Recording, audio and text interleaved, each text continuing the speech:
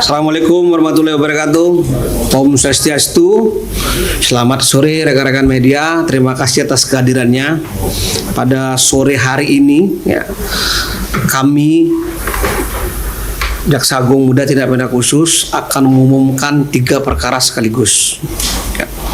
Pertama, terkait dengan perkembangan penanganan perkara bakti Kominfo, kemudian perkara PT Superior Indonesia, dan yang ketiga adalah perkembangan penanganan perkara penetapan tersangka dalam perkara impor garam. Saya akan membacakan satu penanganan perkara, yaitu terkait dengan perkara rajungan daging sapi pada PT Superior Indonesia. Ya. Bahwa perkara ini berdasarkan gelar perkara tanggal 21 Oktober 2022 ya, sudah ditingkatkan ke proses penyidikan. Ini baru penyidikan umum perkara ini ya.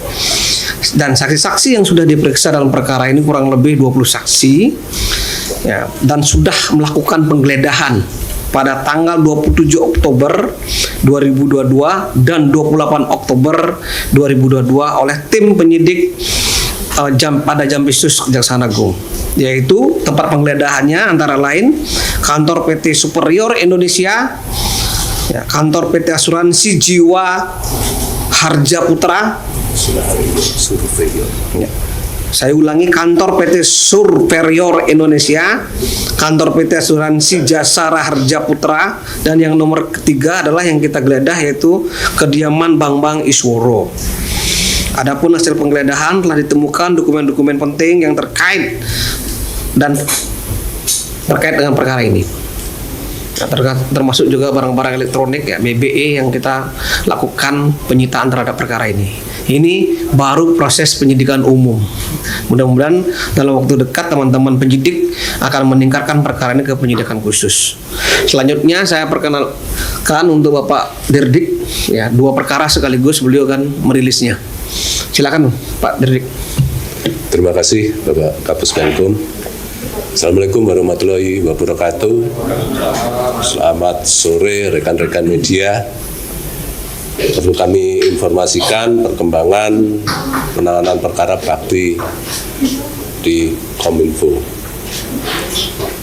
bahwa pada tanggal 28 Oktober 2022 setelah tim penyelidik memeriksa sekitar 60 orang untuk dimintain keterangan, kita menyelenggarakan gelar perkara ekspos, di mana berdasarkan hasil ekspos tersebut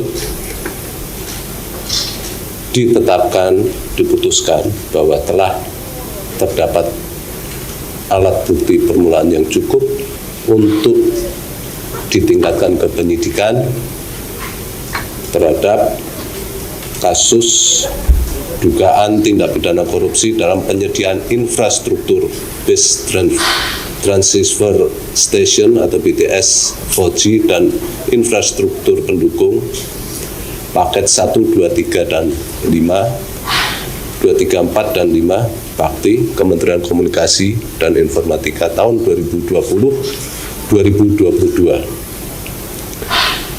Berdasarkan hasil ekspos tersebut, status penyelidikan kita naikkan ke penyidikan, dan selanjutnya untuk kepentingan penyidikan pada tanggal 31 Oktober dan pada tanggal 1 November kemarin, tim penyidik telah melakukan kegiatan penggeledahan di beberapa tempat yang diduga terkait dengan tindak pidana dimaksud, antara lain 1.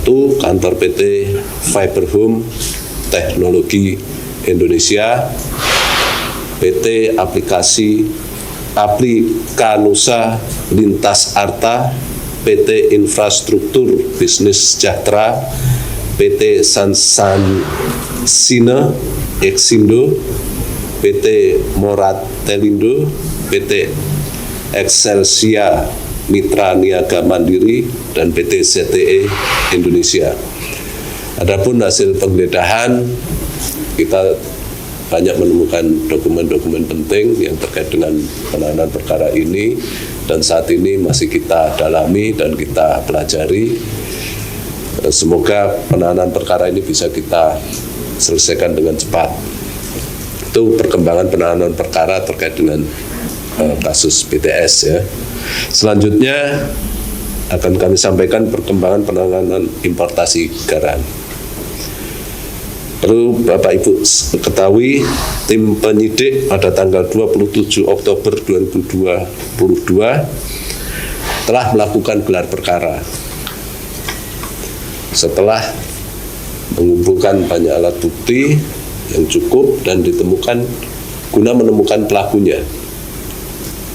Pada hari Rabu tanggal 2 November atau pada hari ini, tim penyidik Kejaksaan Agung telah menetapkan 4 tersangka dalam kasus importasi garam ini berdasarkan surat